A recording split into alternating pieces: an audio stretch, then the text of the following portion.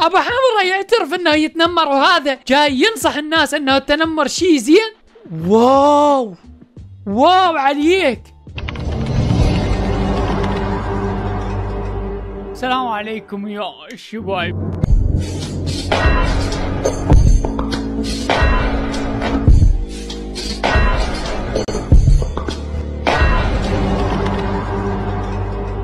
طبعا اليوم قعدت الصبح لقيت عمو مازن راد علينا، ماكو صار كم ساعة من نزلت المقطع، شوية استشن شوف المقطع عدل، اعرف النقاط اللي بيورد، ايش بيك مستعجل اخي؟ المهم راح نشوف الرد مالته، وايضا نقرا بعض التعليقات من متابعينا ومتابعيني، ونشوف شنو الناس رأيها بالمقطع، وهو شنو رأيه بالانتقاد مالتي، وشنو رده على النقاط اللي ذكرتهن. طبعا راح احاول ارد على كل النقاط اللي ذكرتهن وحده وحده، مزوني لا تخاف راح اضبطك. جاني ايميل انه في واحد منتقدني، بعت لي الفيديو، فتحت الفيديو بشوف الفيديو. بالبداية اول ما بدا الفيديو تاعه قاعد بيحكي هذا تيك توكر صار يوتيوبر، هاي أول مرة أنا بسمع فيها، فعلى السريع مبين إنه حاقد بشكل مو طبيعي. ليش هيك حبيبي ماخذ علي نظرة؟ ليش أحقد عليك؟ ايش عندي وياك شخصيا؟ وهل قد ماخذ إنه التيك توك فد منصة شبهة وعار، ولما أقول عليك أنت تيك توكر صرت يوتيوبر، هذا فد شي عار، مثل واحد كان يسوي فد شغلات مو زينة وبعدين صار إنه طبيعي، هذا فد شي عار، هذا يعني أنا أحقد عليك؟ فكملت الفيديو حضرته. عاشت ايدك زين، كمل المقطع. النقد تاعه هيك ما له داعي. صار النقد مالتي ما له داعي، مع العلم بي ادله وبي قوانين من اليوتيوب الدعمه، وايضا ببحث يخص السالفه مالتك مال الاكتئاب ما يجيب السمنه، هذا كله ما له داعي. بس المقطع مالتك لما تطلع تقول على واحد تنكر، هذا له داعي. ايش بيك ما تعلمت شيء من المقطع؟ ايش بيك؟ مثلا حكى على الساوند افكتس اللي انا بستخدمها، انه اوكي يا اخي شو هاي الساوند افكتس اللي بتستخدمها؟ لا تستخدم ساوند افكتس. طبعا ما قلتها بهذه الطريقة، بس اوكي انا حكيت على الساوند افكت مالتك. الساوند افكت مالتك يعني رأيي الشخصي، الساوند افكت اللي تستخدمها زربة، تستخدم اصوات مال واحد يزرب، اصوات مال واحد يضرط، اصوات طن، فد اصوات كلش كرنجية ومزعجة وعالية. شنو الغلط اللي قلته؟ انت تستخدم صوت ضراط لو ما تستخدم صوت ضراط بمقاطعك. بعدين دافع عن واحد متحول جنسيا. اوه ماي جاد، اوه ماي جاد.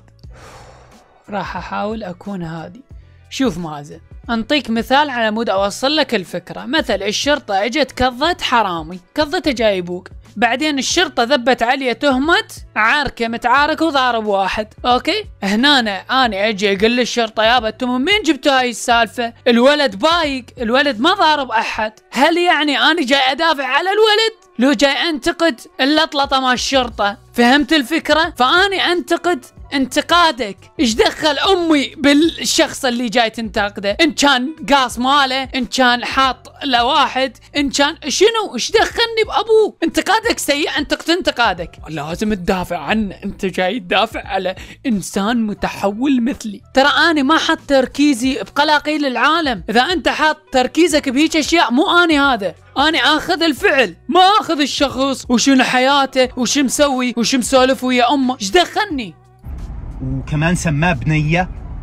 طبعا أنا أعرف البنية هاي اللي يحكي عليها من هذا البودكاست، وكانت تحكي على نفسها، اسمها آلي من أريزونا، عمرها 23 سنة، وإذا أنت عبالك إنها هي ولد لأن اسمها آلي، فاللي بصفها هم اسمها آلي، ترى ما تصدق. My name's also Ali. I'm 19 and I'm a student at Santa Barbara. فإذا أنت أي وحدة أجنبية اسمها آلي عبالك ولد، فما أدري إيش بيك. وثانيا أنا ما يهمني إن كانت ولد أو بنية أو ما أدري شنو، يهمني النقد مالتك. النقد مالتك سيء أقول عليه سيء، إيش دخلني بأبو البنية؟ يا أخي هاي البنية يعني كمان عامل ريسبكت للبروناونز تاعه، خلص شي هير، فلازم نعمل ريسبكت لها. صراحة ما يهمني أجي أناقشك بهذا الموضوع، متحول جنسي مو متحول جنسي ما يهمني، ركز، يهمني النقد مالتك، جاي أنتقدك أنت ما جاي أنتقدها هي، رد على النقاط اللي انتقدتك بيها. المهم بعدين بآخر الفيديو أنا ما كنت بدي أرد عليه الصراحة، ما كنت بدي ارد عليه ابدا، بس باخر الفيديو شوفوا شو صار. باخر الفيديو تاعه تخيل شو سوى، فتح قوانين اليوتيوب وصار يقرأ قوانين اليوتيوب. فتشي كلش حلو مني، جاي أعلمك. صار لك 10 أشهر من دخلت اليوتيوب، ما تدري شنو هو اليوتيوب. ناس تحط محامي مال السوشيال ميديا يراجع لها المقاطع مالتها ويقارنها بالقوانين مال اليوتيوب على مود لا تصير عليهم مخالفات لا قضايا. فهذا شيء زين مني على فكرة. هذا القانون اللي بيحكي هيك انه هذا ما بيصير انت هيك تعمل وما بيصير انت هذا، فانت محتواك انت يا مازن ما بينفع يكون باليوتيوب. خليني مهدي. اول شيء قريت لك القانون مال اليوتيوب، يمنع اي تهجم او عنصرية او تنمر باليوتيوب. فتشي كلش بسيط وخفيف، شي يحتاج له؟ فتحت لك القانون وجاي اثبت لك انه انا ما جاي اطلع لك الحكي من جيبي. المحتوى مالتك لما يصير بهاي الشغلات الممنوعة يمنع من اليوتيوب. 3 مقاطع من القناة مالتك يتبلغ عليهن، قناتك تختفي. ما تدري بهالشي؟ عرفتوا هذا اللي بيكون بالصف هيك خلص رن الجرس، الكل بده يروح هيك بيمسك الشنطه، الكل خلص رايح، بيجي استاذ في واجب بس امبارح انت اعطيتنا اياه ما اخذته ما شيكت عليه. ايش دخل مثالك فد مثال ما ادري شلون يعني انه فد شيء سيء اذا واحد يستخدم القوانين؟ شيء سيء. القوانين موجودة، انت تحب قانون الغاب، تحب كل هالسب كلها. لما الناس هناك حرية، اني اجي اسب الاسلام حر، اني اجي اسب الاديان حر، اني اجي انعل.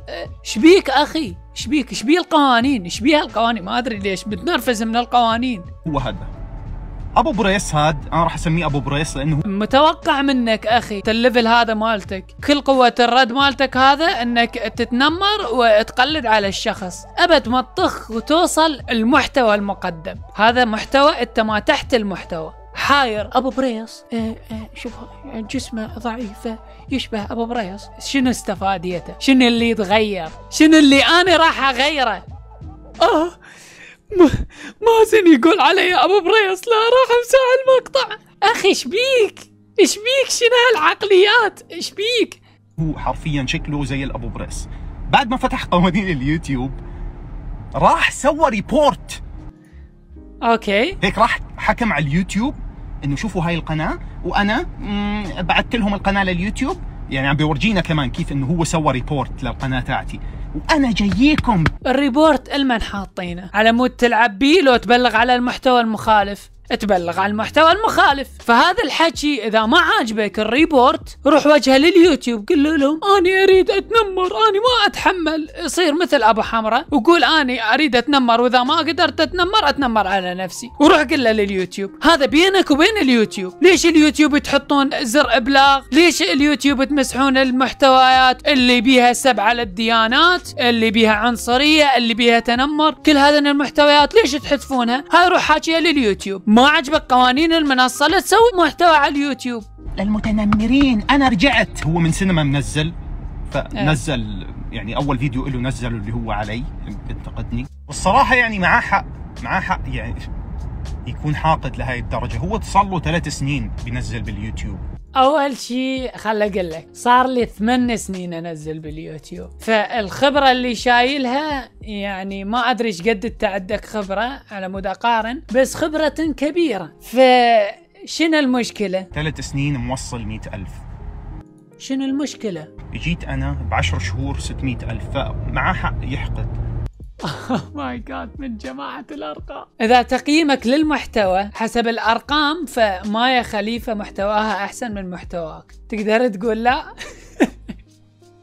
اوه ماي جاد على الغباء. بعدهم الناس يحجون بالأرقام، بعدهم يقيمون الناس على الأرقام. إيش بيك أخي؟ إيش بيك؟ بس مو لهاي الدرجة تروح تسوي ريبورت. اروح احقد على واحد لان عنده مشاهدات اكثر مني. اما كان ما احقد عليك اروح احقد على واحد شوي عنده مشاهدات براسه حاط. انا حاقد كان الحقد بفلوس. احقد على مستر بيست يجيب ملايين مشاهدات، احقد على بيودي باي يعني عنده كوما مشتركين، احقد عليك. ايش بيك اخي؟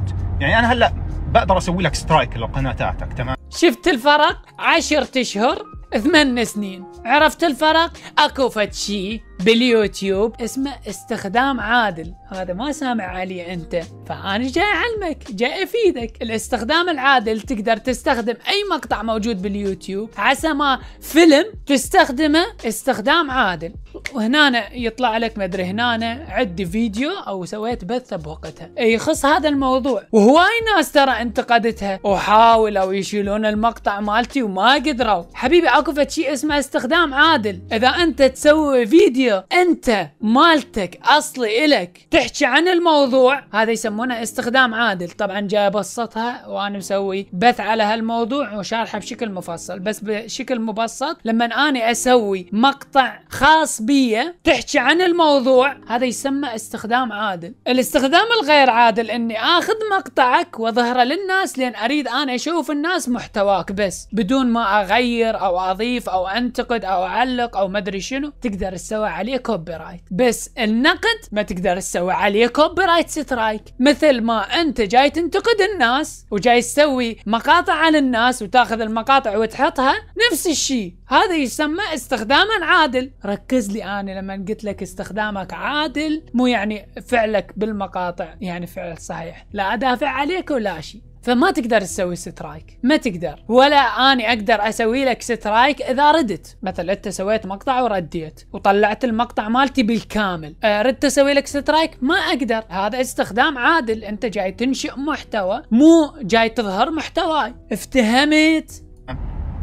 بقدر اروح اقدم اسوي سترايك، اشيل الفيديو تاعك واسوي لك سترايك.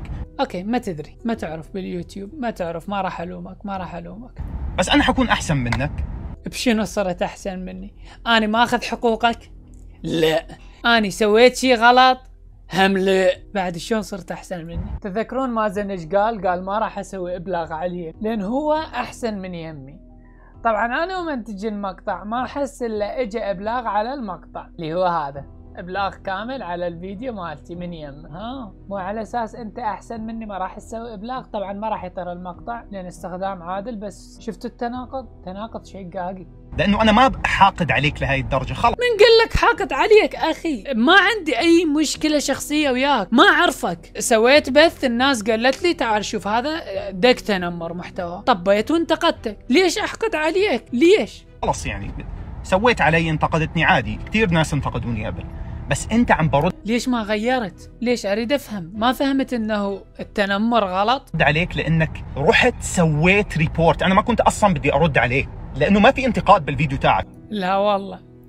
لا 16 دقيقة وجاي اطلع لك اياها النقطة نقطة ومطلع لك قوانين اليوتيوب وحكيت لك على الموضوع السمنة وشون الاكتئاب ممكن يسوي سمنة وشوفتك بعينك وماكو اي انتقاد. يا الهي، يعني اني لو طالع وقايل لك مثل الالفاظ مالاتك هل ترد علي وتقول والله هذا انتقدني؟ ليش انتقدني؟ لين قال علي خنزير، هيك تعتبره انتقاد؟ اوكي تحكي كلمات ما إلها داعي. مثلا هيك بيحضر الفيديو تاعي بيعطي كلمة واحدة بعد الفيديو. ماي جاد. خلينا نشوف الجوة لما اشغل الفيديو مالتك والفوق لما اني احكي شلون كلمة احكي لي واظل مشغل. شوف هاي البداية، شوف لا توجد مقارنة بين كمية الفيديو مالتي او يعني كمية الحكي مالتي ويا كمية الحكي مالتك. ليش تكذب اخي؟ ترى هذا الكذب مو بصالحك لان الناس تقدر تروح تشوف الفيديو، واني قبال الفيديو منتج يحكي كلمة واحدة وبعدين يشغل الفيديو تاعي. شو وقت لحقت اسوي كل اللي سويته؟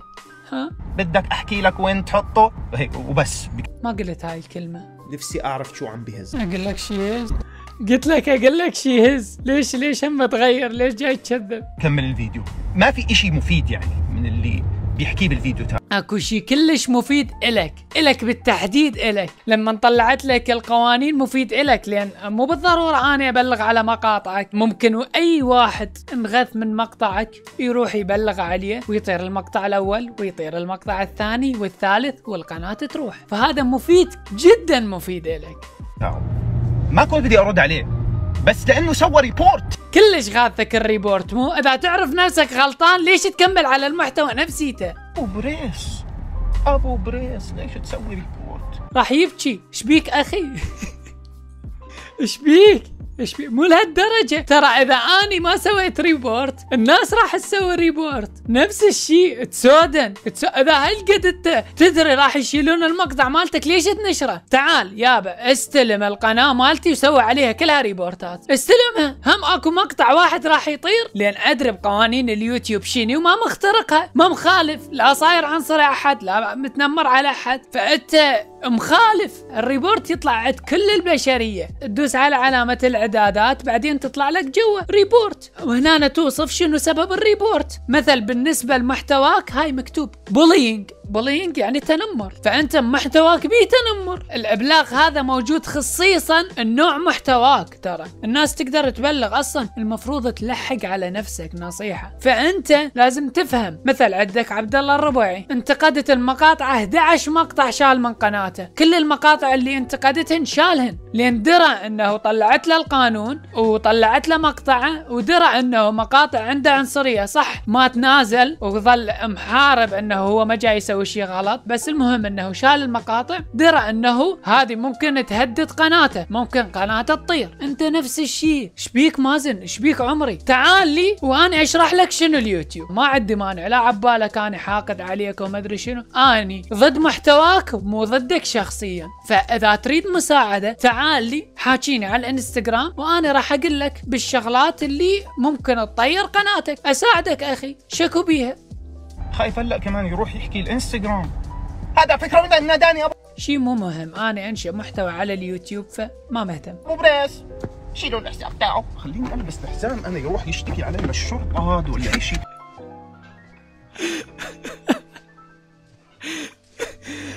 هاي ضحكتني لما شفتها اول مره. بس ضحكتني. جود وان شيت. ريلاكس. انت ريلاكس والله. ليه لهالدرجه حاقد؟ ريلاكس. لو اوكي، اعتقد كل من يرى الناس بعين طبعه، فانت يمكن تحقد على الناس لما تحكي عليهم، فعبالك كل الناس هيك. لا حبيبي، لا اني ضد المحتوى مو ضد الاشخاص. ما عندي وياك اي مشكله شخصيه، عندي مشكله ويا المحتوى مالتك بس. وانتقدتني بدون ما تسوي ريبورت. الريبورت مو مشكلة شخصية ولا يحتاج حقد، ما يحتاج احقد على شخص على مود اسوي عليه ريبورت. افهم، الريبورت اذا محتوى مخالف تسوي عليه ريبورت، هذا شغل دقمة الريبورت. عادي والله عادي، كثير انتقدوني، بسيطة. بس ليش تسوي ريبورت لهالدرجة حاقد؟ مو حقد، مصلحتك حبيبي، لمصلحتك. ايش بيك عيني؟ ايش بيك هالقضايج؟ ايش بيك لمصلحتك؟ محمد شو مالك؟ ريلاكس. والله كنت بدي اسوي له سترايك. ما تقدر. هم اقول لك ليش؟ لان اكو شيء اسمه استخدام عادل، روح اتعلمه. يعني شباب اصحابي سوي له سترايك، خليه يتأدب. بس حكيت حرام. حنون، قلبك كبير. ما بدي اوصلها لهاي المرحلة. هو لا راجع لسه على اليوتيوب، مش منزل من سنة ورجع نزل هذا الفيديو. حرام هيك يدخل بسترايك. بس لا، هم قيمتني حسب جسمي، فقلت علي انه والله هذا خطية، لازم ما اسوي له سترايك لان مو سمين. لو سمين كان سويت لي سترايك. ترى هذا محتواك، هيك تعامل الناس. خليه، مش مشكلة، بس يعني لا تحقد لهاي الدرجة المرة الجاي. لا تخاف، ما احقد انا. حتى لو مش عاجبك محتوى الانسان اللي بيقدمه انتقده عادي، بس حقد لهاي الدرجة تروح بتدافع عن متحولين جنسيا وهذا وانت ما ادري شلون اعتبرها انه انا كنت ادافع لهم. يعني مثل هو قال هذا الشخص سمين، كرشه كبير، بما انه هو هيك ينتقد، انا جاي اقول له لا والله هو نحيف ما عنده كرش. شلون دافعت؟ ما هي الآلية اللي دافعت بها على الاشخاص؟ شلون؟ ما جاي يفهم. كيف بتيجي من التيك توك؟ كيف جيت من التيك توك وصار عندك؟ براحتك اخي براحتك، بس انا بالنسبه لي شيء جديد انه واحد يجي من التيك توك لليوتيوب ويبدا يسوي محتوى. ما شايفه صراحه، ما عندي متابعه قويه لجماعه التيك توك. ما اصلا ما اعرفك اني لو ما الناس يدزونه كلي. بدك 600,000. ما قلت هالشيء. هذا صار لي 3 سنين.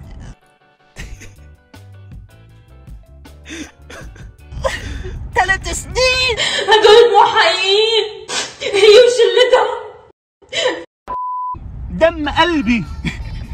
حتى لما تحاول تقلد علي حاول قلد بشي مضبوط. 8 سنين صار. دم قلبي، تعبت وانا بحاول اوصل ل100,000 وانت هيك ب10 شهور 600,000. بعرف بس هولي شيت، هاي كل الشغلات تصير بيك لما تشوف واحد عبرك مثل بالمشاهدات او صعد اسرع منك. هاي كل الامور تصير بيك. الله يساعد قلبك. والله انقهرت لان انا عندي شويه ثقه بكلمه كل من يرى الناس بعين طبعه. مسكين قهرتني كلش بهذه تصرفاتك. حاول انك تصحح من نفسك، ما يصير هلقة تنقهر لما احد يغلبك بالمشاهدات. مو كل شيء ارقام حبيبي، لازم تعرف هاي الاساسيات. بس ريلاكس ابو بريس، عادي توصل. شوفوا هلا لما يشوف الستوري تاعتي حيكيف. كيف على الرد مالتك اللي اغبى من المحتوى مالتك. ركز، الرد مالتك غبي، مو يعني انت غبي. ركز، فوكس بليز، فوكس. ما جاي اعقد، فردك كلش غبي. هو لانه كان بده ياني اسوي عليه فيديو يوتيوب، هيك بفكر حرد عليه بيوتيوب.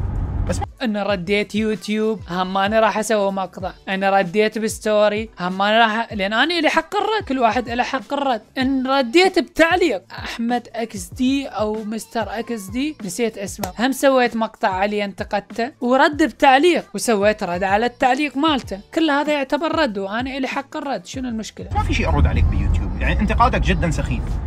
والله ما انتقادي جدا سخيف، على الاقل هو انتقاد. هو كله ضرب، ما فيش شتيمه ولا ايه؟ ما في انتقاد بالموضوع، كلام ما له داعي. دافور هيك. دافور اتوقع هي نفسها سكاش بالعراقي، فايش دخل؟ على فكره انت اللي بتسويه ممنوع. بشكي عليك، يلا ريبورت. الظاهر الانتقاد مأثر عليك بشكل خطير. مو لهالدرجة أخي، مو لهالدرجة. لا تخاف، لا تخاف، هذا بس محتوى، والمحتوى يتغير عادي. إذا شفصت تقدر تغير محتواك. شكو بيها؟ ليش هالدرجة مخذوذ؟ ليش؟ بسيطة أخوي، أنا عارف. هلا حتشوف هاي الستوري أنت أي شفتها. سوي فيديو كامل باليوتيوب علي. أكيد أسوي فيديو كامل. أكيد. كمان تاني فيديو لك حيكون علي. أكيد. هم أنت صحيح. مازن رد علي. لا مو مازن رد علي، راح اكتب عليه. خلينا افكر. سوى رد اغبى من محتوى. حلو العنوان، مو شو تقول؟ بدي مشاهدات. اوكي خلينا نكون واضحين وصريحين. المشاهدات نايس، بس المشاهدات ما راح تصعد على حساب محتواي. انا عندي اهم شيء المحتوى، بعدين المشاهدات. حلو انك توعي ناس اكثر، توصل صوتك الناس اكثر، بس مو اوصل صوت مال شغلات غبية اقول لهم مثل المرة غبية، او اعامل على اساس اللون، او اقوم اتنمر. ما اريد انشر هذني الشغلات والناس تباوع لي بهيش نظرة اني عنصري او متنمر. ما اريد هيك شغلات. اريد المحتوى اللي اني اولا استمتع به، اريد ناس هواي يشوفه فشي حلو، واريد ايضا المحتوى اللي يقدم فتشي للناس. احس انه مقاطع تقدم شي للناس. اذا ما قدمت لك شي، يعني مثل هسه انت ما افتهمت شي من المقطع مالتي، كل شي ما استفاديت. مثل الناس راح تعرف اذا تنمرت باليوتيوب راح تاكل مخالفة، و3 مخالفات تطير القناة، فاستفاد غيرك. الناس اللي يتابعونك راح يعرفون انه التنمر ترى شيء كلش غلط. وانا مسوي مقطع كامل على قصة التنمر، وهم عندنا مقطع راح يجي بالمستقبل هم عن قصة ما التنمر صارت وشون له تأثير كلش كبير على حياة البشر. وممكن واحد حياته عادلة ويجي واحد يتنمر عليه تتدمر حياته. اكو ناس هيك. هذا الشيء مفيد للناس، مفيد للناس انها تعرفه، مفيد للمتابعينك انه يعرفونه. فهمت الفكرة؟ بدي مشاهدات. مازن رد علي. ردي على مازن. وحيرد رد ما له داعي. ما لك داعي. اذا اني بالنسبة الك ما الي داعي فما يهمني رأيك، لان ما عندك دليل انه اني ما الي داعي. هذا مجرد رأي، فما اهتم من رأيك. اني اهتم لمتابعيني، واهتم من نفسي، واهتم ايضا للناس اللي تتابعك. اكو ناس زينين واكو ناس مو زينين. انا اركز ويا الناس الزينين اللي ممكن عقولهم متفتحة تفتهم الغلط وين والصح وين. ريلاكس. واخر شيء بالفيديو تاعه بيحكي انه انا رجعت، شوفوا شو راح اعمل باليوتيوبرز المتنمرين. ايش راح اسوي بيكم؟ واحد واحد القفكم، لا تخاف لا تخاف، راح اكضهم. انا ارجع. طب على اتوقع مسوي بلاي ليست اللي هو بالناس اللي انتقدتهم. لا تخاف انت مو اول واحد ولا اخر واحد. قتلهم ولا حدا داري عنك ابو بريد. اكو ناس تدريبيه متابعيني 100,000 شخص يدربيه. ليش تستحقر 100,000؟ ليش تستحقر حتى لو مو 100,000، حتى لو 10 مشاهدين؟ اكو 10 اشخاص يتابعوني بس. شنو المشكله؟ 10 تحطهم بالغرفه يملون الغرفه، تغير عقليه 10 اشخاص فتشي شقاقي. ليش هالقد ناظر للناس على انهم رقم يمشي؟ رقم هيك يسوي. شبيك اخي؟ هذول هسه باوع ايا كان، هسه هذا المقطع اجى عليه مشاهده وحده، مليون مشاهده، هذول اشخاص بشر، افهم، الى رايه والى تفكيره والى قناعات والى كل شيء. ليش ناظر لهم هالنظره الدونيه؟ ليش؟ ريلاكس. وخلص الرد مالته. ليش هيك؟ ليش هذا الرد الغبي؟ طبعا اكو ناس بالانستغرام ثانك يو لهم دزوا لي مقطع على شنو هو نظرته للتنمر. انا انصدمت لما شفت هذا المقطع صراحه، لان اصلا الفيديو اللي نزلته عليه كان انتقادي، مو ذاك الانتقاد اللي مسوي له اعداد قوي. اذا تشوفون بمقاطع هواي يكون الاعداد عالي كلش، لان اكون مسوي سكريبت، اكون مفلتر القناه فلتر. يعني صاير اكو يوتيوبريه شفت لهم فوق ال100 مقطع يلا انتقدتهم. هذاك المقطع كان سريع فما كنت ادري بهذا المقطع، فشوفوا وانصدموا وياي، انصدموا وياي عزيزي المشاهد. التنمر ايش منيح. التنمر شي زين. انا اسف انا حاحكي من الاخر. التنمر ايش منيح. انا اسف انا حاحكي من الاخر. التنمر ايش منيح لهاي الناس، حتى للناس اللي سمينه. لو واو مازن واو.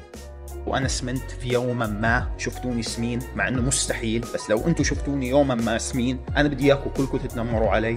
التنمر جريمه، التنمر جريمه بالقوانين مال الدول. بالعراق ينسجن ويدفع غرامه، ويمكن حتى الدوله اللي انت قاعد بيها. تنمر جريمه، ترى انت جاي تطلع ضد الدستور مالتك. هذا شبيه؟ تخيلوا انا اطلع اقول على فعل مثل جرم اقول هذا شيء منيح. ما بمزح معاكم، كل الكومنتات بدي اياكم تقعدوا تتنمروا علي تتنمروا علي. يقول انا اذا سمنت تعالوا تنمروا علي، هذا ما يغير انها جريمه. في اشياء ما بتخلي التنمر مقبول، انه لو واحد معاه مرض، في ناس معاهم مرض فغصب عنهم يعني ما بيقدروا ينحفوا اصلا، بضلهم اسمه. التنمر مو بايدهم، خلاص الله كتب عليهم هيك يكونوا. باوع بالنسبه لهذه الجزئيه تفهمها غلط. النقد مرات يكون غير مقبول، مو التنمر.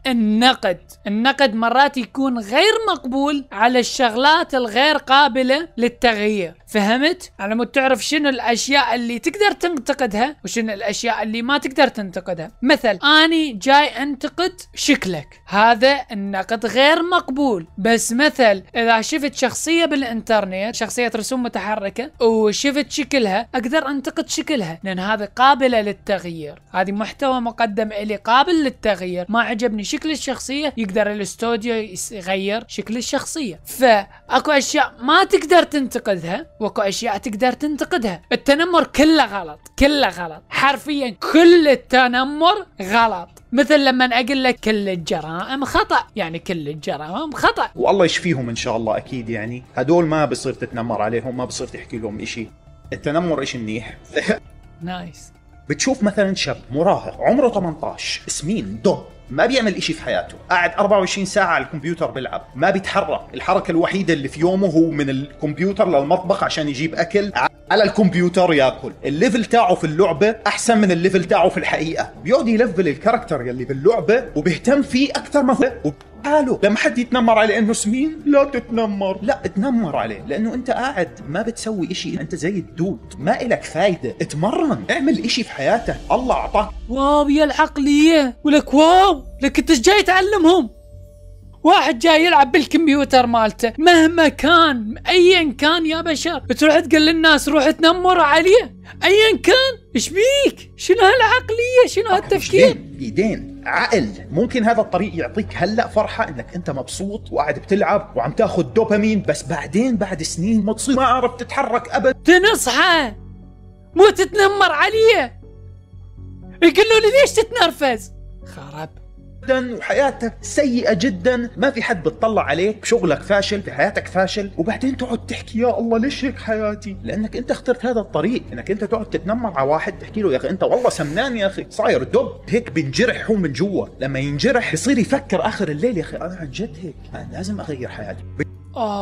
يا إلهي على التفكير، يا إلهي على التفكير. اكو هواي امور تقدر تغير بالشخص المقابل بدون ما تتنمر عليه. انطيك مثال على مود تفهم، لان ظاهر الليفل مال التفكير مالتك اسطوري اسطوري بمعنى الكلمة. مثل اني هسه اجيت شفتك قاعد وتاكل وما تسوي شيء ما ادري شنو حسب وصفتها انت، اجي انصحك ترى اللي جاي يسوي خطأ ممكن يأثر على حياتك بالمستقبل، ممكن هيك يصير بيك، حاول تغير، وبعد هذا الشيء يرجع لك، تريد تغير تريد لا، انت عاقل وواعي وتفهم هالشيء واروح. هذا الطريقة الصحيحة انك تجي تنصح الشخص، اوكي؟ بس انت جاي تقول للناس كذ الشخص ضحكوا عليه وتنمروا عليه وقلدوا عليه. شباب شوفوا هذا الخرا، شوفوا هذا البتيس، شوفوا هذا الخنزير شلون قاعد باعه، شباب شوفوا ايش بيك يابا. حرفيا هذا اليوتيوبر صدمني. تخيلوا ابو حمرة يعترف انه التنمر غلط بس هو ما يقدر، لازم يتنمر، فجاي يتنمر يقول اذا ما تنمرت على حد ابى على روحه بالمراية وتنمر. ابو حمرة يعترف انه يتنمر، وهذا جاي ينصح الناس انه التنمر شيء زين. واو عليك. خل احاول اهدي واحاول اقرا بعض تعليقات متابعين مازن ونحاول نرد عليهم، يعني فشي بسيط لا تخافون مو شي هواي. خلنا نشوف. دينجر يقول اخترت شخصية قاعد تنجح بسرعة عشان تكون عودة قوية، ما يهم، ما لها علاقة بأم المقطع. ان اخترت شخصية مشهورة او غير مشهورة ما يهم، راح اسوي محتوى بالحالتين مو شي خطأ. مازن يتصرف على طبيعته مو زي بقية اليوتيوبر المتصنعين، يبقى غلط. اذا مازن هاي طبيعته فعنده مشكلة لازم يغيرها. مثل انا طبيعتي افشر عن الناس، اطلع باليوتيوب افشر عن الناس، هل هذا صح؟ انا طبيعتي مثل عنصري، اطلعت عنصر عن الناس، هذا صح؟ لان طبيعتي لازم ما اتصنع. شو العقلية؟ حياة تقول مع احترامي لك يا حسين بس مازن طبعه انه صريح وعنده فيديوهات محترمة وشكر خاص لك. طبعا بالنسبة هل عنده فيديوهات محترمة او لا ما ادري صراحة، بس عنده بعض النقاط يقولها كنصيحة زينة، ما انكر وجود هالشي. لما راجعنا المقاطع مالته للمرة الاولى اكو نقاط اتفقنا وياه. شو راح يتكلموا علينا؟ كلامك 100% صح، شو راح يحكوا علينا، بس احنا كمان شو راح نحكي عليهم؟ انت مش شايف الاشكال اللي في الغرب؟ انا ما بدافع عن هذا الانسان، اوكي العالم اوكي حلو. انسان في وعلى وجه الارض. هاي شنو يقول لك هذا اجتمع فيه النقيضين مرات. بس هذا ما يعفي من الخطأ. يعني مثل اني اليوم جاي اقدم نصائح للناس وبنفس الوقت افشر عليهم، هذا ما يعني انه اني على طبيعتي او اني ما الام او اني ما انتقد. لا، انتقد على فعل المو زين، فعل الزين ما يحتاج لانتقاد، بس فعل المو زين يحتاج لانتقاد. بريم يمكن اسمه يقول حسوني لا تزعل مني، انت هم عندك كم شغلة كرنج ممكن تنتقد نفسك. عادي، ممكن عندي شغلات كرنجية، ممكن عندي شغلات اخطأ بيها. ليش كم مرة ناس بتعليقات انتقدوني على شغلات وغيرت بيها اني، وشغلات ايضا طلعت باليوتيوب واعتذرت عليها. تخيلوا مو يوتيوبر انتقدني، لا، ناس كتبت لي تعليق، شفت التعليق، شفت كلامه صحيح، طلعت بمقطع اعتذرت لان سويته خطأ، ما اغلس. عادي ممكن تصير، ليش من اقول لكم انا ما عندي اخطاء؟ هاك تفضل، هذا من متابعيني خو، هذا مو انا رأيي، هذا رأي واحد من متابعيني. ما قدر مقطع اني يكمله، هو متابع لي ويتابع كل مقاطعي، بس هذا المقطع ما قدر يكمله. ليش؟ بسبب المحتوى مالتك. يعني لهذه الدرجة متابعين اللي متعودين على نقد اكو منهم ما قدروا يكملون المقطع. علي ارجع ادرس يا معود. هاجر تقول احب فيديوهات مازن لانه بيحكي عن كثير قضايا غافلة هذا عنها يعني محتواه مو بس رياكشن، يعني يقدم نصائح وبالاخير هيك ما بحس حالي بضيعت وقت بالمشاهدة، مو مثل التيك توكرز الثانيين. يعني مثلك اول شيء انا مو تيك توكرز، بس قاعد تعلق على كلامه الصحيح، احكي لك شي كلمة مفيدة او ما تعلق عمازن اصلا لانه بعيد عليك كتير. بتمنى تتفهم. انا فاهم نقطة انه بعض المرات ينطي نصائح، هذه عوفينا منها، بس انه ما حكيت ولا كلمة صحيح. يعني انت تحبين يجونك الناس ويتنمرون عليك، ما تعرفون شنو التنمر. مازن معلمكم انه التنمر شي زين. مثل واحد يجي يصفك على صفة حيوان، يصفك على صفة مرض، يصفك على اي الصفات من هذه الصفات السيئة، يلقبك بلقب سيء. هل هذا فد شي مفيد إلك؟ فهميني. خلينا نشوف احدث التعليقات، بما انه هستوى راد اكيد راح يجون الناس الفان بالبداية ونشوف اسئلتهم وشغلاتهم. اسلوبك خرا. اهلا ابو بريس، التنمر يفيد الشخص الفاشل. لك عاش يا عيب الشوم عليك، عن جد روح تعالج. ابو بريس اتفق في بعض النقاط اللي قالها، اوكي، بس مازن ما سوى شي غلط. هو انا جاي احكي على اخطاء سواها مازن، فشون اختار واحدة من الاثنين؟ وما هو كرنج، وانت مرة مكبر الموضوع. اول شيء النكت مالته كرنج سخيفة، نكت التنمر سخيفة، والمؤثرات مالاته اللي يحطها كرنج، ازراب وضراط وما ادري شنو كمؤثرات صوتية، وهم انها عالية بزيادة. ولو اتوقع هو لين ما يلبس سماعة فما راح يسمع الصوت زين، فيحتاج يعليها كلش، يمكن بيستخدم سماعة خارجية. فيمكن فهمت هاي النقطة مال ليش عالية، بس يبقى انهن كرنج. حاط لي زربة بالمقطع، ليش؟ عندكم 100,000 واحنا عندنا 600,000، ابلع. الله شوف متابعيني، طبعا ترى السالفة مو بسالفة عدد المشتركين. افهم، مازن حتى ما عرف يرد رد منطقي، حاسك تدعم المثليين، ما له علاقة. شفتني يوم طلعت بمقطع وقمت احكي على شلون المثليين فتشي زين؟ شفت هالشي؟ شلون حاسني انه انا ادعم المثليين؟ ما ادري، ما غريبة يعني. يقول ترى مازن اول يوتيوبر ما يتصنع، وهو من يتنمر بس على المثليين وجماعة مدلل البيت والمتشبهين بالنساء، وهو من يحكي على المفرطين بالسمنة لانهم قاعدين يضرون بنفسهم ويروجون على هالشي. ما له علاقة، ما لازم تتنمر. التنمر هو مو حل. اذا كان التنمر مفتاح الحل شيء معين، ليش صنفوه على انه جريمة؟ ليش هواي دول تنسجن اذا تتنمر؟ ليش؟